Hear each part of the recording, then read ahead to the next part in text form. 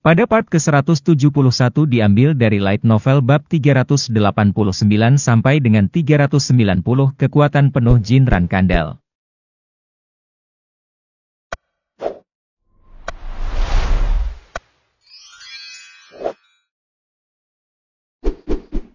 Kekuatan Battle God of Legends muncul kembali di tanah leleh di tempat latihan. Legenda.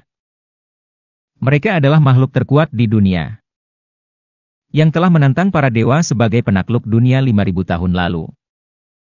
Dari dalam petir yang menyerupai jiwa mereka, jin mengamati mata para Rankandel yang tertuju padanya. Ada ketakutan di mata mereka yang dilindungi dan kebingungan. Semua orang menggigit bibir mereka. Siapa yang mengira seseorang akan menunjukkan keterampilan seperti itu dalam pertempuran melawan seluruh Rankandel? Dan setelah melepaskan api neraka? Dan aku akan memberikan perintah kepada anggota keluarga di bawah pembawa bendera. Sebuah suara yang penuh resonansi, seolah puluhan legenda berbicara sekaligus. Anggota keluarga bisa merasakan semacam martabat dalam suara itu. Meskipun mereka belum pernah melihat dewa pertempuran suku legenda sekalipun. Mereka secara naluriah merasa bahwa jin memancarkan auranya. Lakukan yang terbaik untuk melindungi ksatria penjaga agar tidak ada satupun ksatria yang mati karena pedangku. Krek! Saat tubuh jin diselimuti petir, percikan api biru meletus. Cahaya pucat Sigmund. Pedang dewa pertempuran legenda menonjol di tangannya yang kukunya diwarnai dengan petir. Tampaknya kematian mempunyai warna pucat. Dan itu menambah panasnya api neraka yang belum sepenuhnya reda. Sementara udara panas, yang cukup panas untuk membuat bebatuan meleleh dan pecah, menekan dada mereka dengan kuat. Anehnya keluarga Rankandel merasa terbebani oleh sensasi bahwa seluruh tubuh mereka mendingin. Seolah-olah mereka sedang menyentuh mayat yang sudah lama mati. Semuanya, keluar dari sini. Begitu pedang mulai jatuh, orang pertama yang berteriak keras tidak lain adalah Luntia. Aku lengah. Kupikir aku bisa menghabisinya sekarang. Dan aku bisa membunuh yang lebih muda kapan saja. Tapi anak laki-laki itu telah menjadi monster yang jauh melebihi ekspektasinya. Aku seharusnya menyadarinya lebih awal. Dia seharusnya tahu sebelumnya bahwa jika dia menghadapinya dengan sikap arogan seperti itu, dia tidak akan menang, bahwa dia harus mempertaruhkan nyawanya juga. Saat pupil Luntia berkedip, yang dia lihat adalah pedang jin, meluncur ke arahnya seperti kilat. Dengan kecepatan yang tampak seperti sambaran petir. Kekuatan yang terkandung dalam satu serangan itu sama sekali tidak kalah dengan teknik pedang manapun yang pernah dialami Luntia sebelumnya. Tubuhnya tidak bisa bereaksi dengan segera. Pada saat itu, dia meninggikan suaranya, mengkhawatirkan para ksatria di belakangnya, dan itu adalah kesalahan besar. Astaga! Darah muncrat dari tengah dada Luntia.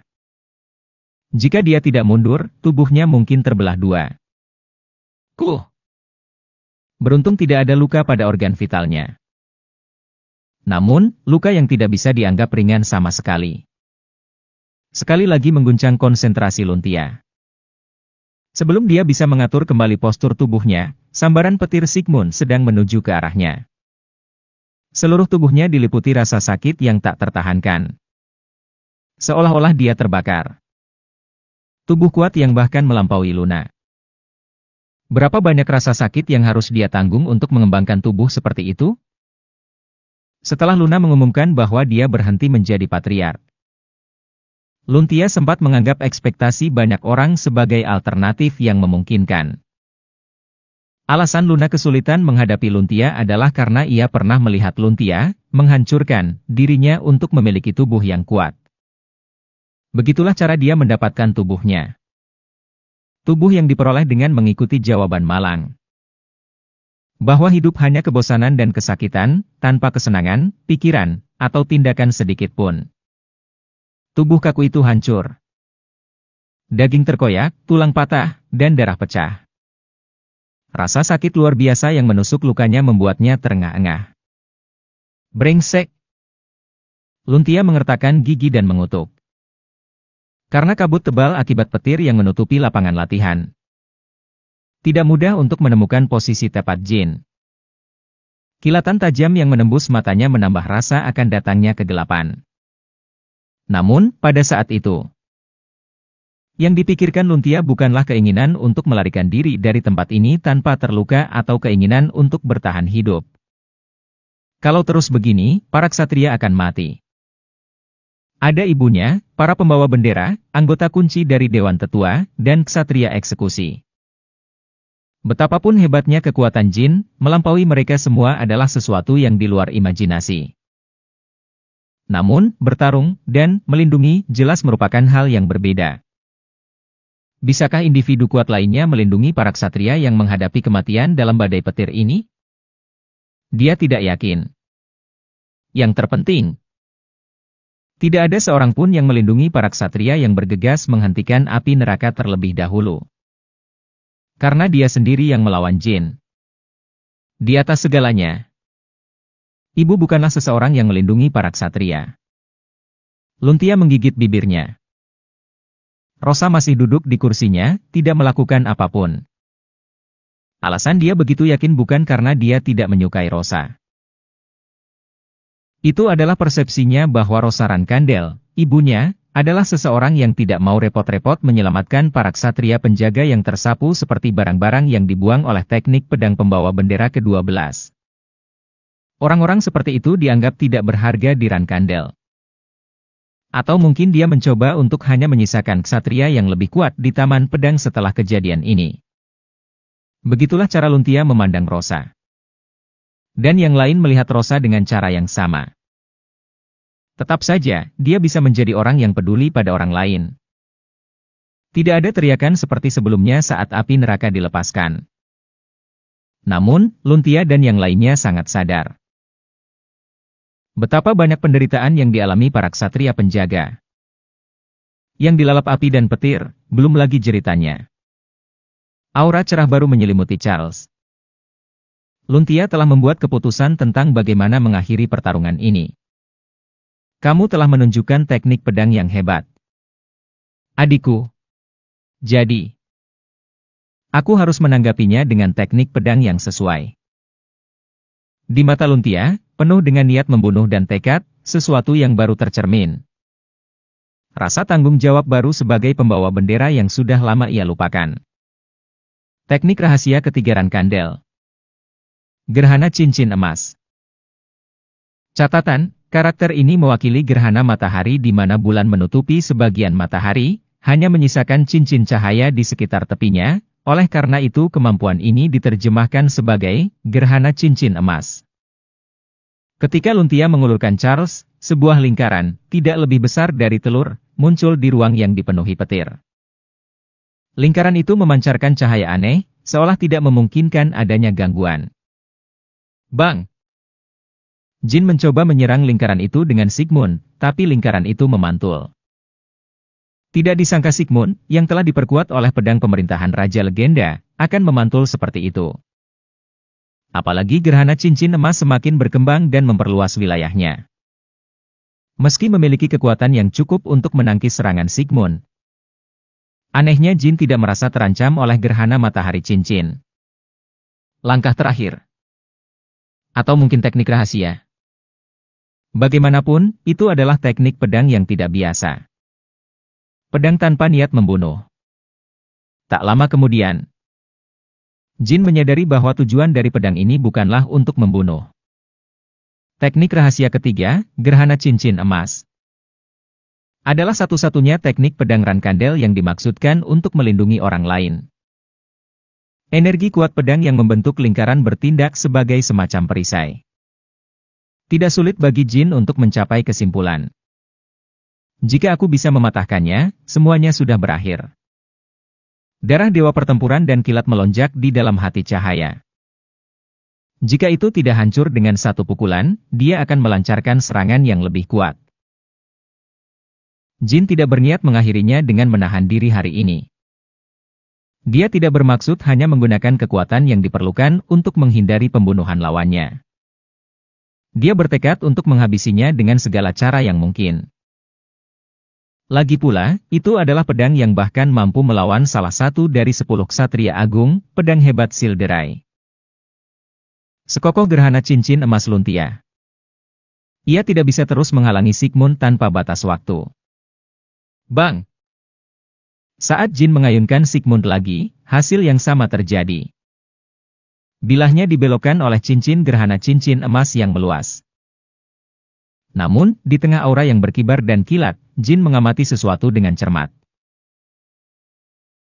Dia melihat Luntia, yang baru saja menangkis serangan pedang kedua, memuntahkan segenggam darah segar. Dia sudah menderita luka bahkan sebelum melepaskan gerhana cincin emas. Belum tentu dia mampu memblokir serangan Sigmund ketika dia dalam kondisi sehat penuh. Setelah melakukannya dalam kondisi cedera, perjuangan Luntia cukup bisa dimaklumi. Dia telah mempertaruhkan nyawanya. Namun, arti tekadnya berbeda dengan pertama kali dia menghadapi Jin. Dia tidak bermaksud membunuh Jin tetapi untuk melindungi kesatrianya sendiri darinya. Bentrokan antara pedang dan cincin menimbulkan suara yang memekakkan telinga. Meskipun tidak ada satu kata pun yang diucapkan di antara mereka di tengah pertempuran ini, Jin dapat memahami pola pikir Luntia. Setelah melihat wajah orang-orang yang mencoba menyelamatkan orang beberapa kali, dia tahu seperti apa rasanya. Kamu bukan seseorang yang bisa dianggap enteng, kakak perempuan. Ironisnya, Jin merasa lega. Jika Luntia, dengan seluruh kekuatannya, dapat memblokir Sigmund, tidak akan ada kematian yang tidak perlu di antara para ksatria. Tidak satu pun. Tapi tidak ada ruang belas kasihan dalam pedang Jin. Jin memegang Sigmund, mengabaikan nyawa Luntia. Semua anggota Ran Kandel mengawasinya. Jika dia menunjukkan tanda-tanda kelemahan, pernyataan itu akan kehilangan maknanya. Jika kamu selamat, aku akan mengakui kamu sebagai saingan yang layak, kakak perempuan. Kegentingan. Tampaknya taringnya yang sangat besar sedang mencabik-cabik mangsanya. Di bawah hujan serangan pedang yang tiada henti, pendarahan Luntia semakin parah. Di sisi lain, Sigmund semakin ganas seiring berjalannya waktu. Petir, yang mengalir di sepanjang Sigmund, jatuh seperti hujan deras ke cincin gerhana cincin emas yang meluas. Energi pedang pada pedang Charles, yang menopang cincin itu, bergetar. Dia telah menanggung 50% kekuatan pedang pemerintahan Raja Legenda saja. Jadi jelas bahwa Luntia telah mencapai batas kemampuannya. Tiba-tiba, bentuk petir yang menyerang cincin itu berubah. Teknik pertempuran dewa, pedang ketiga, penghukuman. Pukulan kutukan, yang dipenuhi dengan kekuatan pedang pemerintahan Raja Legenda. Memancarkan energi yang luar biasa bahkan di dalam badai petir yang menyebar ke segala arah. Saat 5 pukulan dilakukan secara bersamaan, cincin gerhana cincin emas akhirnya hancur. Luntia tidak melepaskan Charles sampai akhir. Namun, pedang pemerintahan Raja Legenda dan energi penghukuman sudah menghanyutkannya. Menuju para ksatria yang berdiri teguh di luar. Saat dia hendak melepaskan energi petirnya lagi, Jin melihat Luntia, yang berhenti dalam postur yang sama seperti saat dia melepaskan gerhana cincin emas. Tidak perlu memastikan apakah dia kehilangan kesadaran atau telah meninggal. Bagaimanapun, itu tidak masalah. Jin maju dengan percaya diri. Pandangannya tertuju pada Rosa, yang duduk di kursi kehormatan seolah-olah dia adalah patriark keluarga yang sebenarnya. Sudah waktunya untuk menghancurkan kursi itu. Saat Jin mencoba melepaskan petirnya sekali lagi, gedebuk. Tiba-tiba, sesuatu yang padat dan tajam menusuk punggung Jin dengan ringan. Itu pedang Luntia, Charles. Meski begitu, Jin tidak menoleh untuk memeriksa penampilan kakak keduanya. Dia tahu bahwa tindakan sederhananya dengan meletakkan pedang di punggungnya adalah upaya terakhir yang dia lakukan. Jin percaya bahwa yang menyentuh punggungnya bukanlah Charles, melainkan kemauan yang menahannya. Sebuah wasiat yang bisa dia hormati sebagai anggota keluarga, sebagai saudara. Astaga! Dalam sekejap mata, saat Luntia terjatuh, tatapan Jin dan Rosa bertemu. Apakah kamu akan terus duduk seperti ini? Momentum pedang pemerintahan Raja Legenda semakin kuat saat ini. Sepertinya petir dunia sedang berkumpul di Taman Pedang. Di tengah bumi yang runtuh akibat serangan petir. Gerhana cincin emas yang hancur beterbangan di udara seperti bunga. Selama beberapa detik, Rosa terdiam sambil menatap putra bungsunya. Di tengah kehancuran tempat latihan. Hanya kursi kehormatan Rosa yang tinggi dan utuh yang tersisa, seperti pilar tersendiri. Baik cahaya api neraka maupun kilat pedang pemerintahan Raja Legenda tidak dapat menembus energinya. Hanya bertemu dengan tatapan Rosa saja membuat Jin merasa seolah ada gunung yang menghancurkannya. Dan seluruh tubuhnya menjadi berat. Dia benar-benar kuat, lebih kuat dari yang pernah saya bayangkan. Tidak ada keraguan tentang hal itu. Rosa Rankandel. Macan kumbang hitam. Dia lebih tangguh dari musuh manapun yang pernah dihadapi Jin. Dia memiliki kekuatan yang jauh melebihi ekspektasinya. Dan itu wajar. Sosok yang duduk di tempat kehormatan tidak lain adalah orang kedua di Komando Rankandel yang agung. Yang telah lama memimpin Taman Pedang menggantikan Chiron. Dia adalah permaisuri Rankandel dan telah mendapatkan pengakuan dari seluruh keluarga. Serta kekaguman dari semua ahli pedang dunia. Di hadapan sosok berpengaruh seperti itu. Jika Jin tidak merasakan kehadiran luar biasa darinya, dia pasti akan kecewa. Perlahan, Rosa bangkit dari tempat duduknya. Bidang pandang Rosa hanya meningkat sedikit. Namun rasa intimidasi telah berlipat ganda secara eksponensial dibandingkan saat dia sedang duduk. Jin merasakan tubuhnya seberat terendam air. Kamu mungkin mengira kamu sudah santai. Tapi aku tidak pernah membayangkan kamu akan sampai sejauh ini setelah mengalahkan Luntia. Suara Rosa tidak mengandung emosi. Dalam benak Jin, kenangan tentang Rosa berlalu seperti pemandangan. Kenangan akan kehidupan masa lalu ketika dia mengenalinya bukan sebagai musuh tapi sebagai ibunya. Setelah Jin diasingkan, ibunya memutuskan komunikasi dengan dunia luar selama 2 hari. Dan sebelum pengasingannya, dia bahkan telah melanggar peraturan keluarga untuk mengirimkan informasi tertentu guna mempersiapkannya ketika dia menjadi pembawa bendera. Dia pasti tahu kalau Joshua mengutukku saat aku masih bayi, jadi kenapa? Mengapa dia memandangnya dengan jijik? Apakah itu bagian terakhir dari kesadaran keibuannya? Tapi Rosa Rankandel bukanlah manusia lemah yang terpengaruh oleh sesuatu yang remeh seperti hati nurani. Jin tidak tahu, dan dia tidak ingin tahu. Dia mungkin tidak akan pernah mengerti alasannya. Yang penting sekarang adalah menghancurkan kursi itu. Itulah satu-satunya representasi yang ditawarkan Rosa tentang Rankandel. Sebuah noda signifikan pada otoritas orang kedua. Petir Sigmund semakin kuat. Aku juga terkejut sampai pada hal ini, tapi aku tidak pernah berpikir kamu akan tetap santai, Bu. Lanjutkan. Jika itu ayahku, dia pasti akan melakukan hal yang sama. Rosa tersenyum licik. Harus saya akui, kamu telah mencapai pertumbuhan yang mengesankan. Mungkin aku bisa memberimu kesempatan.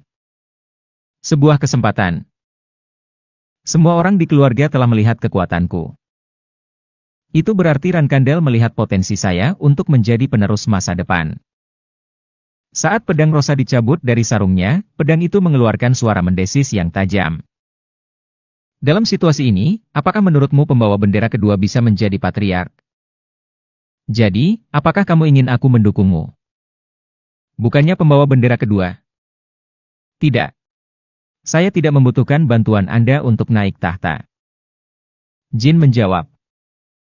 Hilang saja di suatu tempat pada saat yang tepat. Saat aku menjadi patriark, tidak akan ada tempat bagimu di Taman Pedang, Ibu. Bahkan dengan provokasi yang begitu kuat, Rosa tetap tidak terpengaruh. Sebaliknya, dia tampak sedikit puas dan tersenyum diam-diam. Ya, dia memiliki penampilan khas Rankandel. Itu juga berarti dia mengenali Jin. Di sisi lain, itu adalah senyuman yang mengisyaratkan bahwa Jin belum mencapai levelnya. Saya akan mengakhiri kepercayaan diri yang sombong itu.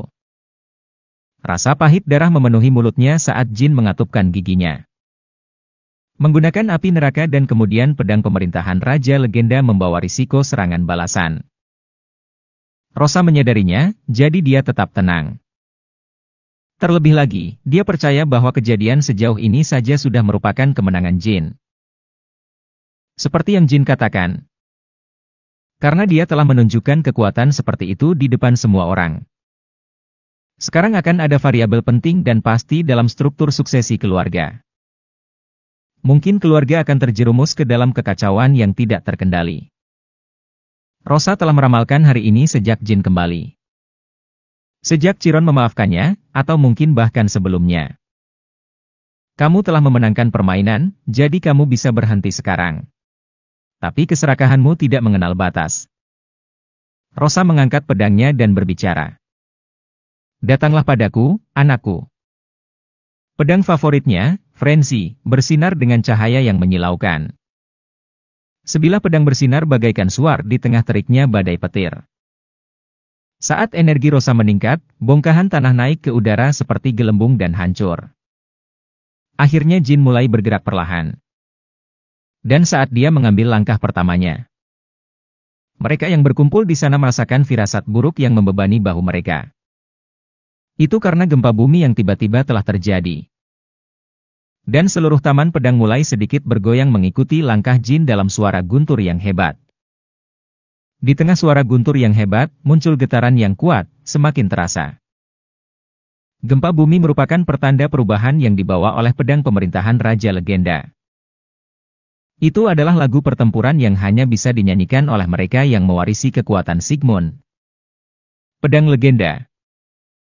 Teknik tempur pertempuran dewa, pedang ke-10, gerakan kedua. Pedang pemerintahan Raja Legenda, perang.